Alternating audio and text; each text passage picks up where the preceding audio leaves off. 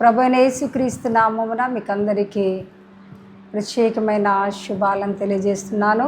దేవుడిచ్చిన ఈ శ్రేష్టమైన దినాన్ని సమయాన్ని బట్టి దేవాతి దేవునికి నా నిండు కృతజ్ఞతాస్తుతులు చెల్లిస్తూ ఈ సమయంలో పరిశుద్ధమైన బైబిల్ గ్రంథంలో నుంచి ఎఫెసీలకు రాసిన పత్రిక 5వ అధ్యాయము 2వ వచనాన్ని చదువుకుందాం. ఎఫెసీలకు రాసిన పత్రిక 5వ అధ్యాయము 2వ వచనం. క్రీస్తు మిమ్మను ప్రేమించి పరిమళ వాసనగా ఉండుటకు మన కొరకు తన్ను తాను దేవునికి అర్పణగా బలిగా అర్పించుకొనెను. ప్రార్థన చేసుకుందాం. అందరం తలలు వంచుకొని చిన్న ప్రార్థన చేసుకుందాం. మహాపరిశుద్ధులను మహాగరుడమైన మా ప్రియ పరలోకపు రాజా, మీ పవిత్రమైన పాదాలకు వందన స్తోత్రాలు చెల్లిస్తున్నాము నా తండ్రి. అయ్యా, మీరు ఇచ్చిన ఈ శ్రేష్టమైన దినాన్ని సమయాన్ని బట్టి నీకు వందనాలు స్తోత్రాలు నాయన. వాక్యం మీది, వాక్యం మీరైనారు. నీ వాక్యంలో నిగూఢమైన సంగతులు మాకు బయలుపరిచి వినగలిగిన చెవులను, గ్రహించగలిగిన హృదయాన్ని, అంగీకరించగలిగిన మనసును ప్రతి ఒక్కరికి దయచేయగలని నజరేయుడైన యేసు నామమున అడిగి వేడుకొచ్చున్నా పరమ తండ్రి, ఆమేన్. ప్రత్యేకమైన ఈ సమయంలో దేవుడు నాకు ఇచ్చిన ఈ శ్రేష్టమైన అవకాశాన్ని బట్టి దేవాతి దేవునికి నా నిండు కృతజ్ఞతాస్తుతులు చెల్లిస్తుంటున్నాను. దేనికి విడలారా మరి ఒకసారి దేవుని యొక్క వాక్యము ద్వారా మీ దగ్గరికి రావటానికి, మరి ఈ వాక్యం ద్వారా దేవుడు నాతో మనందరితో మాట్లాడడానికి దేవుడిచ్చిన శ్రేష్టమైన అవకాశాన్ని బట్టి దేవాతి దేవునికి నా నిండు కృతజ్ఞతాస్తుతులు చెల్లిస్తూ, మరి ప్రత్యేకంగా అపోస్తలుడైన పౌలు ఎఫెసీ సంఘముతో మాట్లాడుతున్న మాట, ఎఫెసీలకు రాసిన పత్రిక మరి 5వ అధ్యాయం 2వ వచనంలో మనము చదవబడిన వాక్యాన్ని చూసినట్టయితే, క్రీస్తు మిమ్మల్ని ప్రేమించి పరిమళ వాసనగా ఉండుటకు మన కొరకు తన్ను తాను దేవునికి అర్పణగాను బలిగా అప్పగించుకొనెను. దేనికి వెళ్ళారా, ఒక మనిషి ఎలాగుండాలి, ఒక విశ్వాసి దేవుని నమ్మిన ప్రతి ఒక్కరము కూడా ఎలాగుండాలి అంటే ఒక పరిమళ వాసనగా ఉండాలని దేవుడు కోరుకుంటున్నాడు. ఈరోజు మనం ధ్యానం చేయబోయే అంశము మరి పరిమళ వృక్షము లేక పరిమళ చెట్టు అనే అంశాన్ని మనం ధ్యానించబోతుంటున్నాం. కాబట్టి ఈ సమయంలో దేవునికి బిడ్డలారా, క్రీస్తు మిమ్మల్ని ప్రేమించి పరిమళ వాసనగా ఉండటానికి తన్ను తాను బలిగా అర్పణగా అర్పించుకొనెను అనేసి వ్రాయబడి ఉన్నది. దేవుని నమ్మిన మనమందరము కూడా దేవుని యొక్క సన్నిధిలో ఆయనను ఆరాధిస్తూ ఆయనను రక్షకుడిగా అంగీకరించిన మనము బాప్తిసం తీసుకొని దేవుని యొక్క సమభక్తపు ఆరాధనలో పాలు పొందిన మనమందరము కూడా క్రీస్తు రాకడ వరకు కూడా మనమందరం కూడా ఎలా ఉండాలి అని దేవుడు కోరుకుంటున్నాడు అని అంటే ఆయన మనమందరం కూడా పరిమళ వాసనగా ఉండాలని అపోస్తలుడైన పౌలు ఎఫెసీ సంఘముతో అంటున్నాడు. క్రీస్తు మిమ్మును ప్రేమించి పరిమళ వాసనగా ఉండటానికి తన్ను తాను బలిగా అర్పణగా అప్పగించుకొనెను అనేసి వ్రాయబడింది. యేసు ప్రభు ఎందుకు ఈ లోకానికి వచ్చాడు, ఎందుకు ఆయన బలిగా అర్పించబడ్డాడు అనేసి అంటే కేవలము ఆయన నమ్ముకొని ఆయన రక్తములో కడగబడిన ప్రతి ఒక్కరము కూడా ఒక పరిమళ వాసనగా ఉండాలని ఆయన ఈ లోకానికి వచ్చి ఆయన మనందరి కొరకు బలిగా అర్పణగా అర్పించబడ్డాడు. ఆయన రక్తములో కడగబడిన నీవు నేను మనమందరము కూడా పరిమళ వాసనగా ఈ లోకానికి మనం నివసిస్తున్న మన కుటుంబంలో కావచ్చు, మన సంఘములో కావచ్చు, మనం ఎక్కడికి వెళ్ళినా కూడా నీవు ఒక క్రైస్తవ బిడ్డగా పరిమళ వాసనగా ఉండటానికి దేవుడు ఆశపడుతుంటున్నాడు. అదే విధానములో మనం గమనించినట్టయితే ఎస్తేరు గ్రంథములోని గనక మనం వెళ్ళినట్టయితే ఎస్తేరు గ్రంథము 2వ అధ్యాయము 7వ వచనములో మనం చూసినట్టయితే, మరి తన పిన్న తండ్రి అయిన కుమార్తె అయిన హదస్సా అను ఎస్తేరు తల్లిదండ్రులు లేనిదై ఉండగా అతడు ఆమెను పెంచుకొనెను. దేనికి వెళ్ళారా, ఎస్తేరు గ్రంథానికి మనం వెళ్ళినట్టయితే మరి ఎస్తేరు గ్రంథములో ఇశ్రాయేలీలందరూ కూడా మరి ఆ భయంకరమైన ఆ యొక్క బబులోని చెరలోనికి కొనిపోబడ్డారు. బబులోని చెరలో ఉంటున్న ఇశ్రాయేలీల జనాంగములో నుంచి ఈ యొక్క అహష్వేరోషు రాజు కాలములో 127 సంస్థానములో ఉంటున్న యూదులందరూ కూడా ఆయా స్థలాలలో ఉంటున్నారు. వారిలో నుండి మొర్దెకై మరి పెంచుకున్న మరి ఆ యొక్క కుమార్తె మరి ఆమె తల్లిదండ్రులు లేనిదిగా ఉంటున్నది. మరి ఆమె హదస్స అనేసి అంటే పరిమళ చెట్టు లేక పరిమళ వృక్షము అనేసని మనము దానికి అర్థం అన్నమాట. అయితే ఆ యొక్క పినతండ్రి అయిన మరి మొర్దెకై మరి తనకు ఎస్తేరు అని కూడా పేరు పెట్టుకున్నాడు. తల్లిదండ్రులేమో హదస్స అంటే పరిమళ చెట్టు లేక పరిమళ వృక్షము అనేసి పేరు పెట్టుకున్నారు. ఈ యొక్క మొర్దెకై అయితే ఎస్తేరు అనేసి అంటే నక్షత్రము అని అర్థం. అయితే ఆ రీతిగా పేరు పెట్టుకున్న ఆమెను మరి పెంచుకుంటున్నాడు. ఆ అహష్వేరోషు కాలములో 127 సంస్థానములో ఉంటున్న మరి యవ్వన బిడ్డలందరూ కూడా మనం గమనించినట్టయితే ఎస్తేరు గ్రంథము 1వ అధ్యాయంలోని కనుక మనం వెళితే అక్కడ ఒక దినమున మరి ఆ అహష్వేరోషు రాజు మరి 127 సంస్థానములో ఉంటున్న మరి అధికారులందరినీ కూడా పిలుచుకొని ఒక చక్కటి విందు చేస్తూ ఉంటున్నాడు. ఆ విందు చేస్తున్న సమయంలో మరి ఆ యొక్క మనం గమనించినట్టయితే ఎస్తేరు గ్రంథము మరి 1వ అధ్యాయం 12వ వచనంలో రాణి అయిన వస్తీ కూడా స్త్రీలందరితో కలిసి ఒక విందు చేసుకుంటా ఉన్నది. అలాంటి సమయంలో రాజుకు ఒక ఆలోచన వచ్చింది. నా భార్య చాలా అందగత్త కదా, కాబట్టి మరి ఆ యొక్క అందాన్ని చూపెట్టడానికి వస్తీ అయిన రాణిని మరి నపుంసకుల చేత మరి కబురు పంపించి తన యొద్దకు పిలిపించుకోవాలని ఆశపడ్డాడు. ఆ రీతిగా పంపించినప్పుడు ఆ నపుంసకుల యొక్క మాట లేకపోతే రాజు యొక్క మాట వస్తీ ఎప్పుడైతే ధిక్కరించి నేను ఆ స్థలానికి రాను అనేసని ఆ రాజు యొక్క మాటను ధిక్కరించడం జరిగింది. ఆ మాట వెళ్ళి నపుంసకుడు వెళ్ళి రాజుతో చెప్పినప్పుడు అక్కడ ఉంటున్న అధికారులందరూ కూడా అరే రాజు భార్యనే రాజు మాట వినుకుంటే మా భార్యలు మా మాట వినరు, కాబట్టి ఈమె రాణిగా ఉండటానికి వీలు లేదు అనేసని రాజుకు ఇంకొక భార్యను మనం సిద్ధపరచాలనేసి అనుకొని 127 సంస్థానములో ఉంటున్న యవ్వన బిడ్డలందరినీ కూడా షుషాను కోటకు వారందరూ కూడా సమకూర్చారు.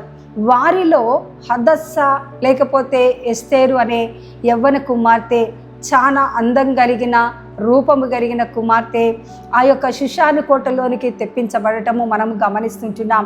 దేనికి వెళ్ళారా ఈ యొక్క సమయంలో మరి హదస్స అనేసి అంటే పరిమళ వృక్షము లేక పరిమళ మరి చెట్టు అనేసి అని అర్థం.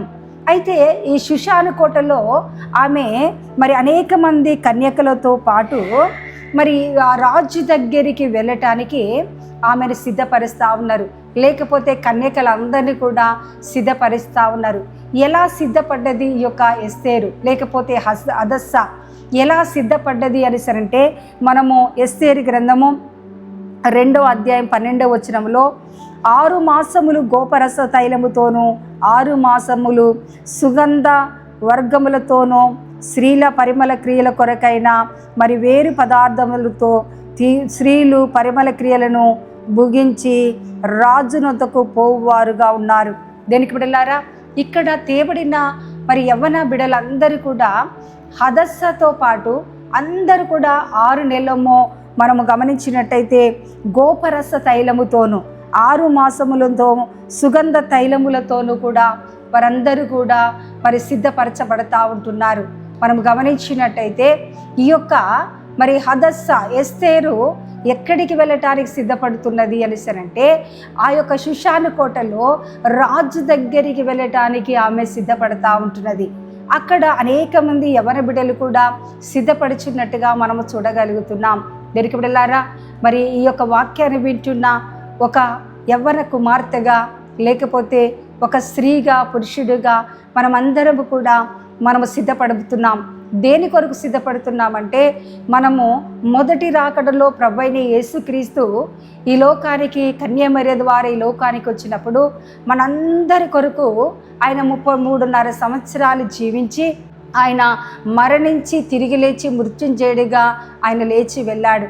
మనందరి కొరకు ప్రభువైన యేసుక్రీస్తు ఆయన అమూల్యమైన రక్తాన్ని ఈ లోకములో చిందించటం ద్వారా మనమందరము కూడా ఆయన రక్తము చేత మన పాపములన్నిటి కూడా కడిగి వేసుకొని ఆయనను రక్షకుడిగా మనము అంగీకరించుకున్నాం.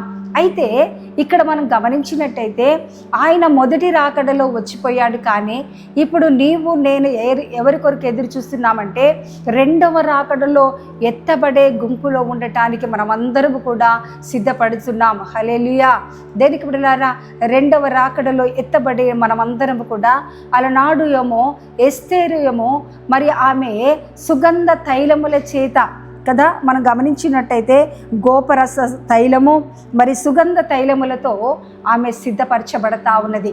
ఈరోజు మనమందరము కూడా మనము పరిమళ వృక్షముగా మనం ఎదగాలి అనేసరంటే మరి ఆ పరిమళ వృక్షము మన ఇంట్లో ఉన్నా, మన యొక్క వీధిలో ఉంటున్నా, మన యొక్క క్యాంపస్లో ఉంటున్నా మరి ఎంత పరిమళ వాసన ఏ రీతిగానైతే ఆ యొక్క గృహానికి ఆ ఇంటికి మరి ఎంత చక్కటి వాసన వస్తుందో మనము కూడా ఈరోజు మనము కూడా మరి ఎస్తేరు హదస్స అంటే పరిమళ వాసన కదా, మరి పరిమళ చెట్టు లేకపోతే పరిమళ వృక్షము అనేసని వ్రాయబడింది.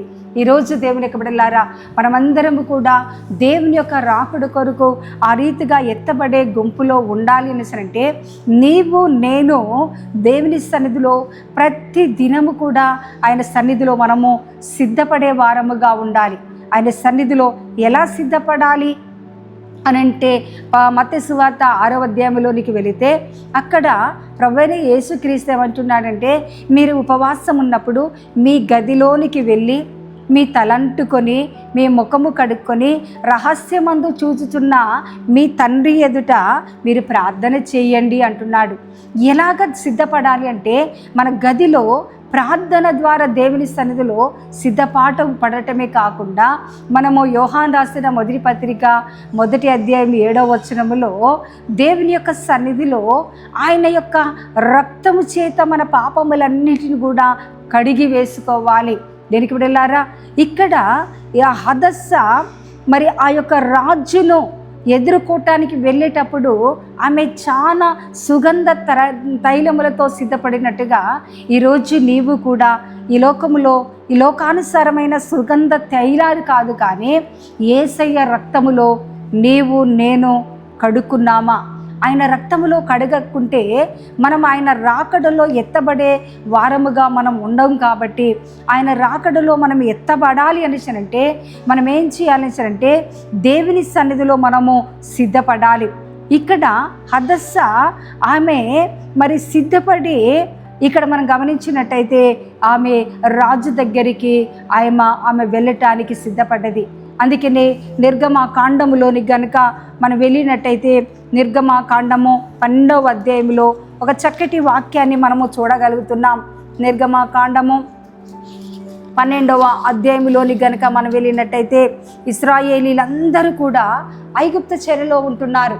ఐగుప్తు చెరలో ఉంటున్నప్పుడు ఫరో రాజు దగ్గరికి మోషే పంపించబడ్డప్పుడు మరి అనేకమైన ఎన్నో తెగులు పంపించినా కూడా ఫరో తన హృదయాన్ని కఠినము చేసుకుంటున్నప్పుడు చివరిగా మరి ఆ యొక్క చివరి యొక్క తెగులు ఏంటిది అనేసంటే ఒక సంహారక దూతను ఐగుప్తు దేశంలోనికి పంపిస్తుంటున్నాడు.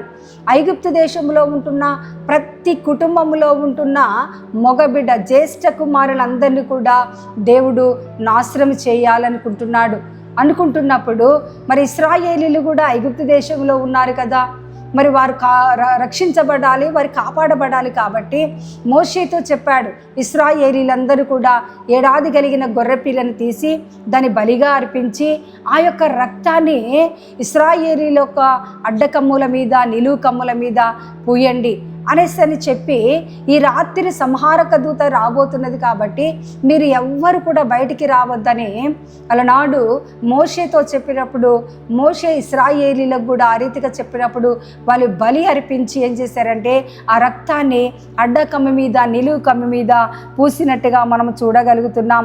13వ వచనంలో నిర్గమకాండం 12 మరి 13లో మనం చూసినట్టయితే మీరున్న ఇండ్ల మీద ఆ రక్తము మీకు గుర్తుగా ఉండును. నేను ఆ రక్తమును చూచి మిమ్మను నశింపచేయక దాటిపోయేదను. నేను ఐగుప్తు దేశమును పాడు చేయుచుండగా మిమ్మును సంహరించుటకు తెగులు మీ మీదికి రాదు అంటున్నాడు. హల్లెలూయా. దేనికి బిడ్డలారా, ఆయన అంటున్నాడు, మీ ఇండ్ల మీద మరి ఆ యొక్క గొర్రెపిల్ల రక్తాన్ని మీరు ఎప్పుడైతే పూసుకుంటారో మిమ్మును నశింప చేయక దాటిపోయేదను అంటున్నాడు. దేనికి బిడ్డలారా, మరి ఇశ్రాయేలీలందరూ కూడా ఆ యొక్క తెగులు ఇశ్రాయేలీల కుటుంబాల మీదకి, బిడ్డల మీదకి రాకుండా ఉండటానికి కేవలము ఆయన రక్తము, ఆ యొక్క గొర్రెపిల్ల రక్తాన్ని వారేం చేసిందంటే ఆ అడ్డకమ్మ మీద, నిలువు కమ్మ మీద పూసుకున్నప్పుడు ఆ సంహారక దూత దాటి వెళ్ళిపోయిన తర్వాత దేవునికి బిడ్డలారా, ఇశ్రాయేలీలందరూ కూడా ఆ ఐగుప్తు బానిసత్వములో నుంచి కనాను దేశానికి రావటానికి దేవుడు కృప చూపించాడు. ఈరోజు దేవునికి బిడ్డలారా, దేవుని యొక్క వాక్యం వింటున్నా నీవు నేను మనం ఏం చేస్తున్నామంటే, మనము వాక్యమే వినాలి అంటే చాలా టైం పాస్ వరకు ఒక 10 నిమిషాలు సెల్ ఫోను లేకపోతే టీవీలో వాక్యం పెట్టుకొని మనం అలాగ విని ఆ వాక్యాన్ని వదిలేస్తుంటున్నాం. కానీ మన ముందు ఉంటున్నది ఏంటిదంటే దేవుని యొక్క రెండవ రాకడలో మనమందరము కూడా ఎత్తబడాలి అంటే ఎస్తేరు గోపరస తైలముతో ఏ రీతిగానైతే తన శరీరాన్ని శుద్ధి చేసుకొని ఆమె సిద్ధపడి రాజైన అహష్వేరోషు రాజును ఎదుర్కోవటానికి వెళ్ళిందో, ఈరోజు దేవుని యొక్క బిడ్డలారా, యేసయ్య రక్తములో ఈ వాక్యం వింటున్న నీవు నీ పాపములను నువ్వు కడిగి వేసుకున్నావా? నీ దోషములను ఆయన రక్తము చేత మనము కడిగి వేసుకున్నామా? అపోస్తలుడైన పౌలు ఎఫెసీ సంఘముతో అంటున్నాడు, మీరందరూ కూడా మరి పరిమళ వాసనగా ఉండటానికి ఆయన బలిగా అర్పణగా అర్పించబడ్డాడు. యేసయ్య ఎందుకు వచ్చాడో తెలుసా? నిన్ను పరిమళ వాసనగా ఉండటానికి ఆయన బలిగా మరి అర్పణగా అర్పించబడిన ఆ యేసయ్య రక్తములో మనం అందరము కూడా కడిగి వేసుకోవాలి. మరి ఇక్కడ ఎస్తేరు మనం చూసినట్టయితే ఆమె బయలుదేరి మరి ఆ యొక్క అహష్వేరోషు రాజు దగ్గరికి వెళ్ళగానే 2వ అధ్యాయము 15వ వచనంలో మనము గమనించినట్టయితే దేవునికి బిడ్డలారా, ఆమె హేగే నిర్ణయించిన అలంకారముగాక ఆమె ఏమీయూ కోరలేదు. దేవునికి బిడ్డలారా, మనం గమనించినట్టయితే యేసయ్య రక్తములో మనం అందరము కూడా కడిగి వేసుకున్నట్టయితే దేవునికి బిడ్డలారా, ఆయన నిన్ను ఏం చేయబోతున్నాడంటే ఆయన నిన్ను అంగీకరించబోతుంటున్నాడు. మరి ఆయన కోరుకోబోతుంటున్నాడు. కాబట్టి ఈ యొక్క ఎస్తేరును ఎలాంటి అలంకరణ కదా, ఈ లోకంలో ఉంటున్న అలంకరణ ఎలాంటిది కూడా హేగే నిర్ణయించిన అలంకారము తప్ప. ఒకటేమో మనము గమనించినట్టయితే ఆమె దేవుని యొక్క సన్నిధికి, రాజు దగ్గరికి వెళ్ళటానికి సిద్ధపడ్డది. ఈరోజు మనమందరము కూడా నీవు దేవుని యొక్క రాకడలో ఎత్తబడే గుంపులో ఉండటానికి మనమందరము కూడా సిద్ధపడాలి అంటే ఆయన రక్తము చేత మనము కడిగి వేసుకోవాలి. ఎస్తేరు సుగంధ తైలముల చేత ఏ రీతిగానైతే తన్ను తాను శుద్ధిపరచుకొని రాజు దగ్గరికి వెళ్ళాడో, మరి వెళ్ళిందో దేవునికి బిడ్డలారా, రాజు ప్రభువైన యేసుక్రీస్తుకు ఆయన ముంగుర్తిగా ఉంటున్నాడు. కాబట్టి ఆయన దగ్గరికి వెళ్ళే ఎస్తేరు ఎలా సిద్ధపడ్డదో మనమందరము కూడా ఆయన సన్నిధికి వెళ్ళేటప్పుడు మనము సిద్ధపడాలి. ఇశ్రాయేలీలందరూ కూడా గొర్రెపిల్ల రక్తములో వారు కడుక్కొని ఆ గడప కమ్ముల మీద పూసుకొని కనాను దేశానికి వెళ్ళటానికి సిద్ధపడ్డారు. ఈరోజు దేవుని యొక్క వాక్యం వింటున్న నీవు ఆయన రాకడ కొరకు నీవు సిద్ధపడుతున్నావా? ఇంకా సిద్ధపడకుంటే ఈ లోకానుసారమైన పాపములో, అంధకారములో, చీకటిలో ఉంటే ప్రభువైన యేసుక్రీస్తు అపోస్తలుడైన పౌలు ఒక మాట చెప్తున్నాడు. అపోస్తలుడైన పౌలు పేతురు రాసిన పత్రిక 4వ అధ్యాయంలో 3వ వచనములో మనం గమనించినట్టయితే, మనము పోకిరి చేష్టలను, దురాశలను, మద్యపానము, అల్లరితో కూడిన ఆటపాటలు, త్రాగుబోతుల విందులు, చేయతగని విగ్రహ పూజలు మొదలైన వాటిని నడుచుకొనుచు అన్యజనుల ఇష్టము నెరవేర్చుచుండుటకు గతించిన కాలమే చాలు. దేనికి బిడ్డలారా, ఎలా సిద్ధపడుతున్నావు? గత జీవితాలలో దేవుని ఎరిగి కూడా నీవు పోకిరి చేస్తున్నావు, దురాశ కలిగి నడుస్తుంటున్నావు. మద్యపానము, అల్లరితో కూడిన ఆటపాటలు, త్రాగుబోతుల విందులు, చేయదగని విగ్రహ పూజలు చేస్తూ ఉంటున్నావు. కాబట్టి అన్యజనుల ఇష్టము నెరవేర్చుచుండటానికి గతించిన కాలమే చాలు. దేనికి బిడ్డలారా, రెండవ రాకడలో మనం ఎత్తబడే గుంపులో ఉండాలని సరంటే మనము త్రాగుబోతుల విందులను మనము ప్రక్కకి పెట్టాలి.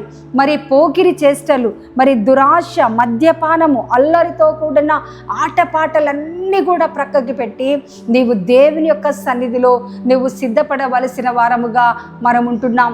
దేనికి బిడ్డలారా, ఆయన రాకడలో మనం ఎత్తబడాలి అని సరంటే మనము సిద్ధపడినట్టయితే దేవునికి బిడ్డలారా ఆయన ఎత్తబడే గుంపులో మనం ఉండబోతున్నాం. అయితే ఎస్తేరు ఆమె సుగంధ తైలాలతో సిద్ధపడి ఆమె రాజు దగ్గరికి బయలుదేరి వెళుతా ఉన్నది. వెళ్ళినప్పుడు మరి రాజు మరి ఆమెను అంగీకరిస్తుంటున్నట్టుగా మనం చూడగలుగుతున్నాం. ఈ యొక్క రెండవ పాయింట్ని మనం గమనించినట్టయితే ఆమె ఎలాంటి అలంకరణ ఆమె ఈ లోకంలో కోరి హేగే నిర్ణయించిన అలంకారము తప్ప అంటున్నాడు. ఈ లోకములో చాలా మంది నేటి దినాలలో ఉంటున్న యవ్వన కుమార్తెలను గమనించినట్టయితే, స్త్రీలను గమనించినట్టయితే భయంకరమైన అలంకరణ, ఈ లోకములో రకరకాల అలంకరణతో వారి యొక్క వస్త్రధారణ చాలా భయంకరంగా సిద్ధపడి వారు ఈ లోకములో మనుషులను ఆకర్షిస్తుంటున్నారు. కానీ ఈరోజు క్రైస్తవ పిల్లలుగా లోకం ఎలాగైనా ఉండని కానీ ఒక క్రైస్తవ తల్లిగా, ఒక యవ్వన కుమార్తెగా ఎస్తేరును మనం ముందు పెట్టుకోవాలి. ఎస్తేరు హేగే నిర్ణయించే అలంకారం తప్ప వేరొక అలంకరణ కోలుకోలేదు. ఈరోజు నీవు నేను దేవుని యొక్క రాకడ కొరకు సిద్ధపడుతున్నాం కదా, నీకు అవసరమా? పెదవులకు లిప్స్టిక్ ఇవ్వటం అవసరమా? మరి బ్యూటీ పార్లర్కి వెళ్ళటం అవసరమా? ఈ లోకములో ఉంటున్న అలంకరణ అవసరమా? సామెత గ్రంథములో అందము మోసకరము, సౌందర్యము వ్యర్థము అనేసని సామెతల గ్రంథము 31వ అధ్యాయములో జ్ఞాని అయిన సొలొమోను అంటున్నాడు. క్రైస్తవ పిల్లలముగా ఈ లోకపు అలంకరణ కాదు, కానీ నువ్వేం చేయాలి అంటే కీర్తనల గ్రంథములో మనం గమనించినట్టయితే కీర్తనల గ్రంథము 96వ దావీదు కీర్తన 9వ వచనములో కీర్తనాకారుడైన దావీదు ఒక చక్కటి మాట మాట్లాడుతున్నాడు. 96వ దావీదు కీర్తన 9వ వచనములో కీర్తనాకారుడైన దావీదు ఒక చక్కటి మాట మాట్లాడుతున్నారు. పరిశుద్ధ అలంకారము ధరించుకొని యెహోవాకు నమస్కారము చేయండి అంటున్నాడు. దేనికి బిడ్డలారా, ఏమి ధరించాలి అంటే పరిశుద్ధమైన అలంకరణ మనము కావాలి. అంటే ఎస్తేరు ఎలాంటి అలంకరణ అంటే హేగే నిర్ణయించిన అలంకారము కాక వేరొక అలంకరణ ఆమె ధరించుకోలేదు. కాబట్టి మనము కీర్తనాకారుడైన దావీదు ఏమంటున్నాడంటే పరిశుద్ధమైన అలంకరణతో నా దేవునికి నమస్కారం చేయండి అంటున్నాడు. అవును, నా జీవితంలో 2007వ సంవత్సరము లో దేవుడు ఇదే వాక్యం ద్వారా నాతో మాట్లాడాడు. ఆయన మాట్లాడిన వాక్యం ఏంటిది అనేసనంటే పరిశుద్ధమైన అలంకరణతో దేవుని యొక్క సన్నిధిలో మరి ఆయనను మహిమపరచాలని దేవుడు నాతో మాట్లాడినప్పుడు దేవునికి బిడ్డలారా నేను కూడా నా జీవితంలో అయ్యో నా యొక్క శరీరం మీద చక్కటి మరి ఆభరణాలు, మరి గోల్డ్ ఉన్నది, చేతులకు ఉన్నాయి, రింగ్స్ ఉన్నాయి, అన్ని అలంకరణ, చెవులకు మరి అన్ని రకాల గోల్డ్ నేను ధరించుకొని ఉన్నాను. కానీ ఎప్పుడైతే ఈ వాక్యం ద్వారా నాతో మాట్లాడాడో దేవుని యొక్క బిడ్డలారా దేవుని యొక్క సన్నిధిలో అప్పుడు నేను ప్రార్థన చేసుకున్నాను. దేవా, మీరు నాతో మాట్లాడారు కాబట్టి, మీరు నాకు కావాలి కాబట్టి ఈ లోకపు అలంకరణ నాకు అవసరం లేదనేసని నీ యొక్క దేవుని సన్నిధిలో నేను ఎప్పుడైతే ప్రార్థన చేసుకున్నానో, కానీ నాలో ఉంటున్న ఆశ, నాలో ఉంటున్న కోరికలు చనిపోక నేను నా భర్తతో అంటున్నాడు, అయ్యో దేవుడు నాతో ఇలా మాట్లాడాడు, నా యొక్క శరీరం మీద ఉన్న గోల్డ్ అంతా కూడా నేను దేవుని సమర్పించుకోవాలనేసని నేను నా భర్తతో నేను అడిగినప్పుడు దేవునికి బిడ్డలారా ఒకే మాట అన్నారు, నీవు దేవుడు ఏదైతే చెప్తున్నాడో అదే మాట విను అనేసని చెప్పగానే నేను ఎంతో మరి సిగ్గుతో తల వంచుకున్నారు. అవును కదా, దేవుడు నాతో మాట్లాడినాక నేను భర్తతో ఎందుకు అంటే ఆ యొక్క మరి ఈ లోకపు అలంకరణ నేను దూరం చేసుకోలేక ఆ అలంకరణతో ఇంకా లోకములో కొనసాగాలనే ఆశ నాలో ఉండి చంపుకోలేక నేను ఆ రీతిగా నా భర్తతో నేను సంప్రదించినప్పుడు నా భర్త మరి సంతోషంతో యాక్సెప్ట్ చేశాడు. అప్పుడు నా గోల్డ్ అంతా కూడా నేను మరి సేవకుడిగా మరి నా భర్తకి ఇచ్చేసి ఒక విలేజ్లో ఎక్కడ మరి మందిరము లేదో ఆ విలేజ్లో ఒక చక్కటి మందిరం కట్టించమని నా గోల్ అంతా నేను సమర్పించుకున్నాను.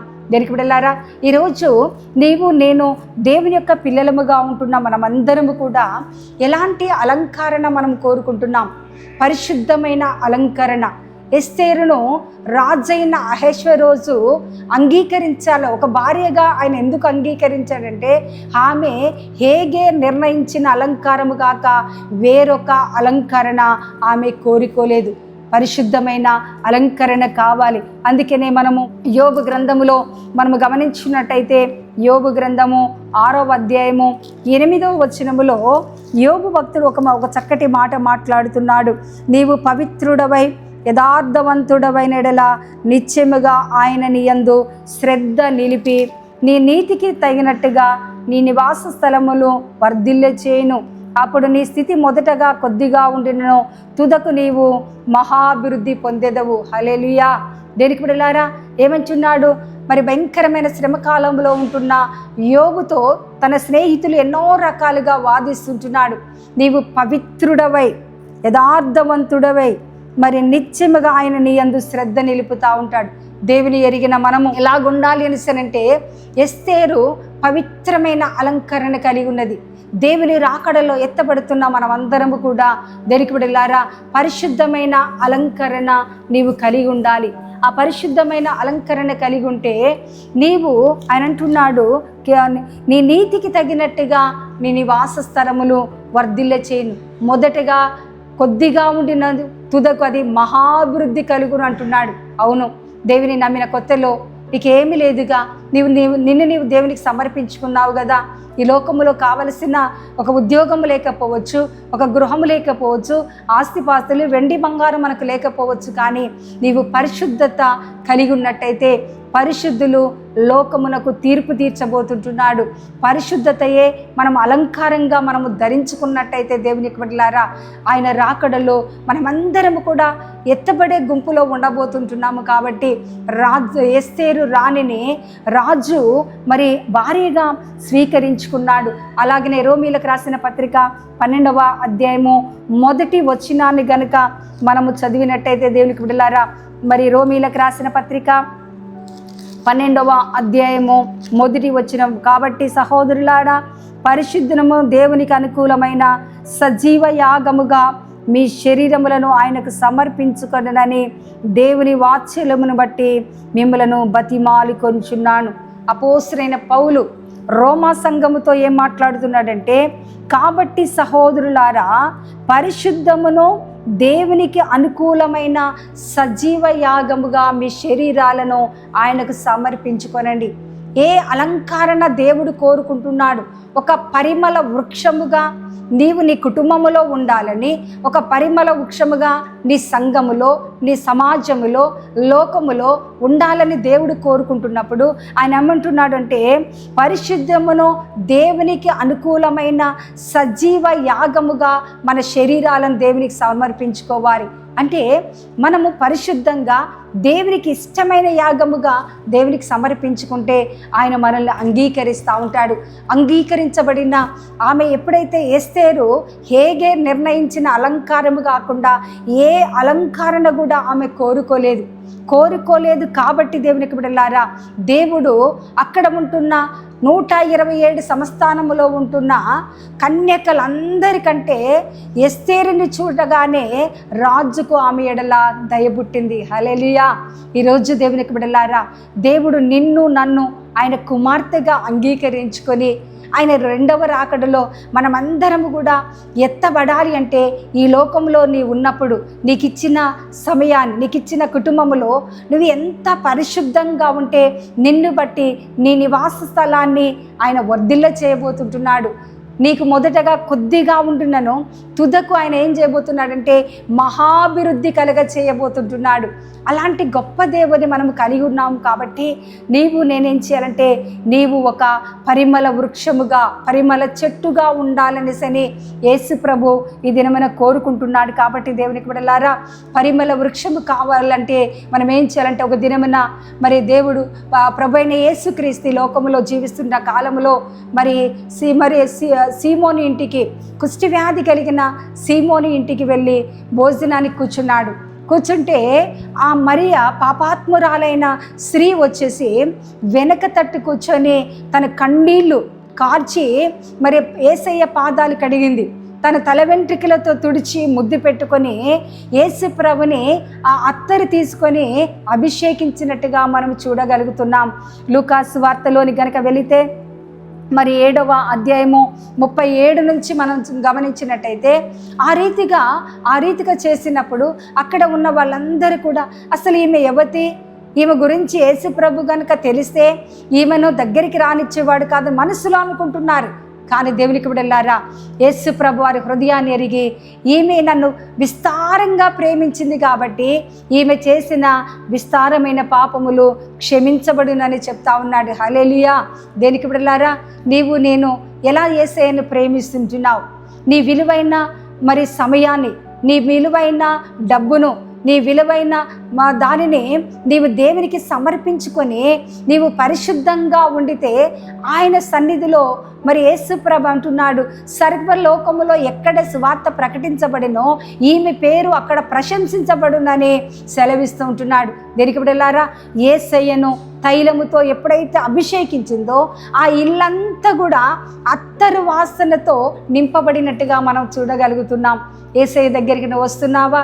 ఈ దినాలలో, నేటి దినాలలో ఉంటున్న తల్లులైన తండ్రులైన సండే వచ్చిందని అంటే మనకి విస్తారమైన పనులు పెట్టుకొని అనేకమైన ఫంక్షన్లకి వెళ్ళి ఎంజాయ్ చేయడానికి చూస్తూ ఉంటాం. కానీ ఇది పరిశుద్ధ దినము కదా, నేను నా భర్త నా బిడ్డలందరం కలిసి దేవుని యొక్క పాద సన్నిధికి వెళ్ళి కొంతసేపు మనకున్న సమస్యలు బాధలు చెప్పుకొని ఆయన సన్నిధిలో హృదయాన్ని కుమ్మరించుకొని ప్రార్థన చేద్దామని అనే ఆలోచన చాలా తక్కువ మంది తల్లులకు తండ్రులకు ఉంటున్నది, యవ్వన బిడ్డలకు ఉంటున్నది.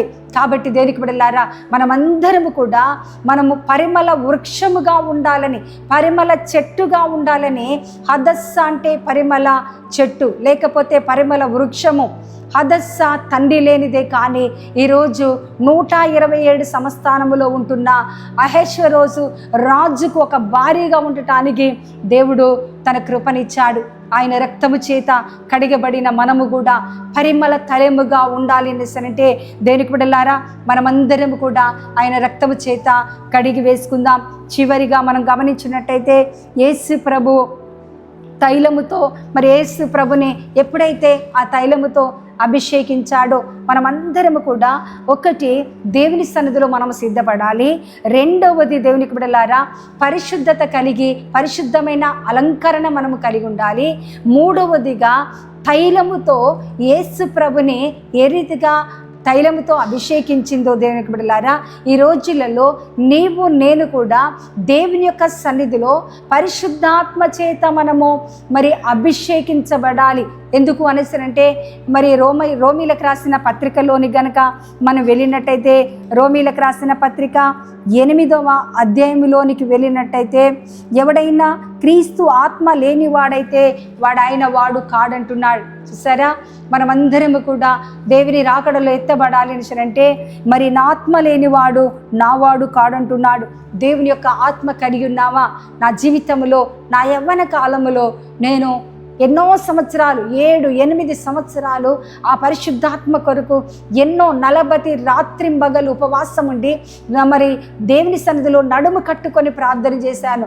కఠినమైన 3 దినాల ఉపవాసాలు ఎన్నో రోజులు దేవుని సన్నిధిలో చేసి, ప్రభువా నీ బలమైన ఆత్మచేత నన్ను నింపండి, నన్ను అభిషేకించమని దేవుని సన్నిధిలో ఎంతగానో దేవుని అడిగితే 1997వ సంవత్సరము నేను నవభారతిలో పనిచేస్తుంటున్నాం.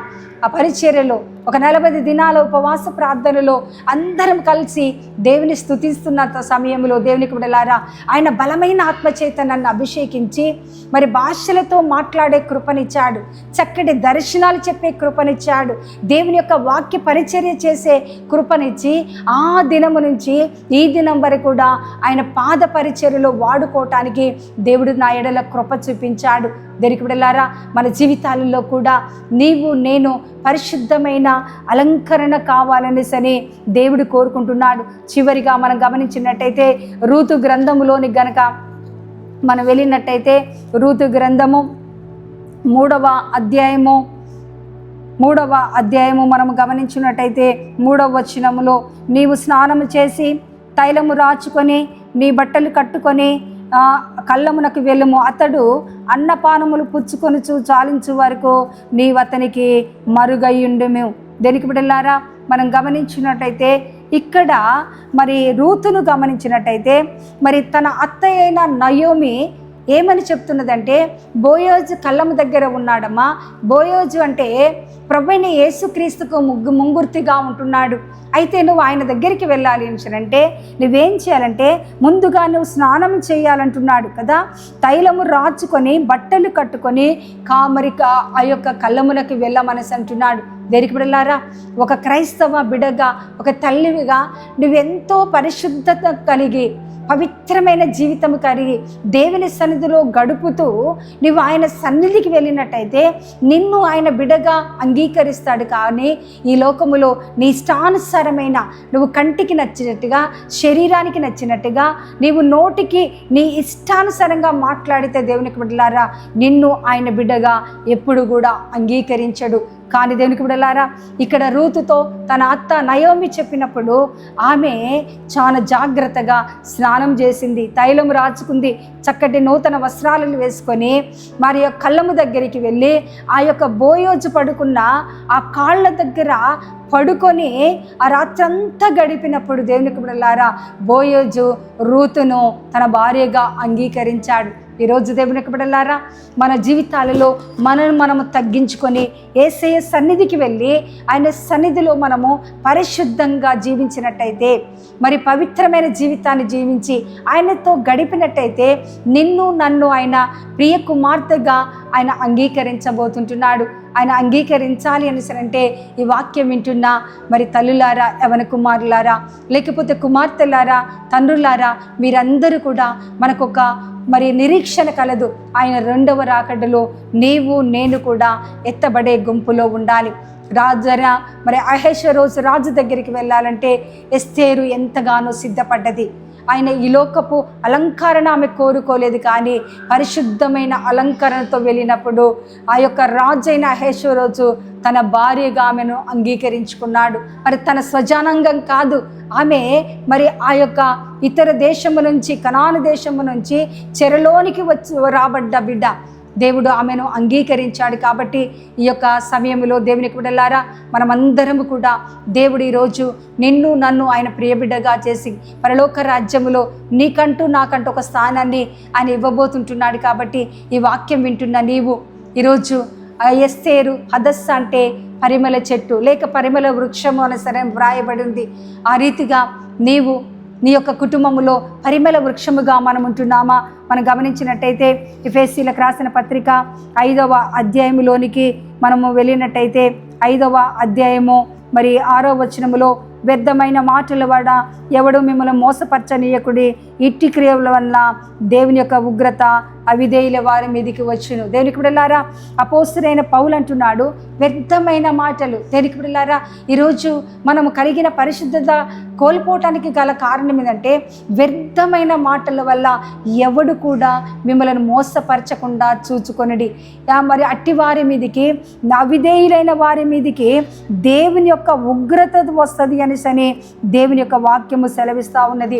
వ్యర్థమైన మాటల ద్వారా, అపవిత్రమైన మాటల ద్వారా దేవుని యొక్క కోపానికి మనం గురి కావద్దు. అపవిత్రమైన జీవితాల ద్వారా దేవుని యొక్క శాపానికి మనం గురి కావద్దు. కానీ మన శరీర ప్రాణాత్మలు, మన నోటినైనా, మన శరీరానైనా, మన కుటుంబాన్నైనా పరిశుద్ధంగా కాపాడుకోవటానికి చివరి క్షణం వరకు, అంటే దేవుని యొక్క రాకడలో ఎత్తబడే గుంపులో ఉండేంత వరకు కూడా మనము ప్రయాసపడాలి. ఎందుకు అనేసనంటే ఆయన త్వరగా రాబోతుంటున్నాడు.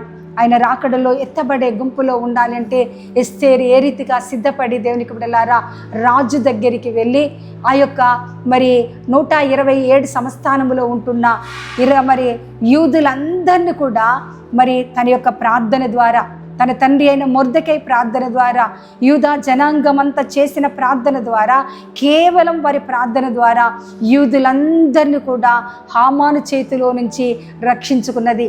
దేనికి బిడ్డలారా నీ పవిత్రత ద్వారా, నీ ప్రార్థన ద్వారా దేవుని యొక్క సన్నిధిలో మనము ఒక పరిమళ వృక్షముగా ఉండినట్టయితే దేవునికి బిడ్డలారా, మనల్ని మన ప్రార్థన ద్వారా మన కుటుంబాన్ని, మన ప్రార్థన ద్వారా మన భర్తను, మన ప్రార్థన ద్వారా మన యొక్క బిడ్డలను, సంఘాన్ని, సమాజాన్ని, అనేకులను కూడా మనము రక్షించుకోవటానికి దేవుడు ఒక నూతనమైన ద్వారాలను తెరవబోతున్నాడు. కాబట్టి ఈ వాక్యం వింటున్న నీవు, అందుకనే ప్రసంగి గ్రంథము 7వ అధ్యాయం 3వ వచనములో సుగంధ తైలము కంటే మంచి పేరు మేలు అంటున్నాడు.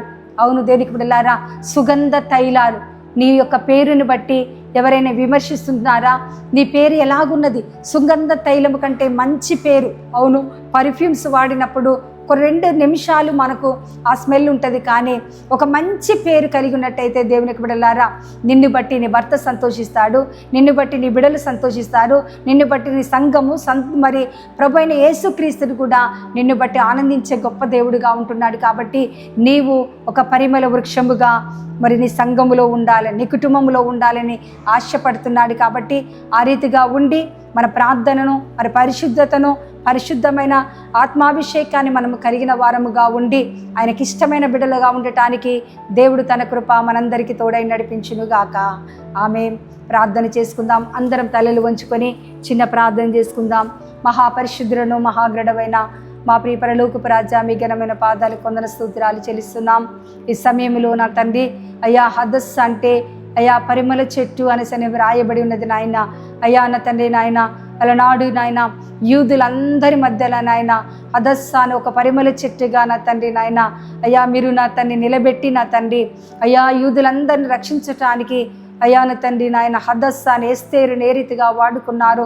ఈరోజు వాక్యం విన్నా మేమందరము కూడా నా తండ్రి నీ సన్నిధిలో గడిపినాయన, నీ సన్నిధిలో పరిశుద్ధత కలిగిన ఆయన, అయ్యా నా తండ్రి నీ సన్నిధిలో ఆత్మాభిషేకము కలిగిన తండ్రి, అయ్యా మా కుటుంబాలను, మా భర్తలు, మా బిడ్డలను, మా కుటుంబాలను నాయన, అయ్యా మా సంఘాల లోకములో ఉంటున్న వారిని అందరినీ రక్షించటానికి ఎస్తేరును వాడుకున్న తండ్రి, మమ్మలను కూడా వాడుకొని మీ నామానికి మహిమ తెచ్చుకొని ఈ వాక్యం విన్న ప్రతి ఒక్కరిని దీవించగలరని నజరేయుని యేసు నామమున అడిగి వేడుకొచ్చున్నా పరమ తండ్రి. ఆమేన్. ఆమేన్.